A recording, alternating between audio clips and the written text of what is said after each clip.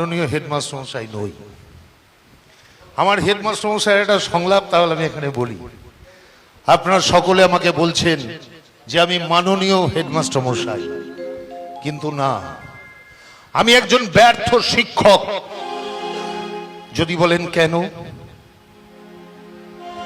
আমার ছাত্র আজকে পুলিশ অফিসার, রাস্তায় দাঁড়িয়ে হাত পেতে ঘুষ নিচ্ছে, প্রশাসনের দাবেদারি করছে।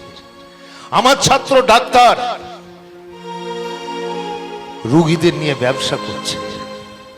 আমার ছাত্র বিএলআর, নিউট্রিশন করতে গেলে টাকা চাইছে। আমার ছাত্র এসডিও, একটা ফাইল এই টেবিল থেকে ওই টেবিলে পাঠাতে গেলে সে ঘুষ চাইছে। আমার ছাত্র শিক্ষক, তার শিক্ষা কি? বৃদ্ধ বাবা মাকে বৃদ্ধাশ্রমে পাঠিয়ে দিচ্ছে। অতএব আমি মাননীয় হেডমাস্টার মশাই নই। আমি যাদের শিক্ষা দিয়েছি, ভুল শিক্ষা দিয়েছি। আমি ব্যর্থ শিক্ষক, ব্যর্থ।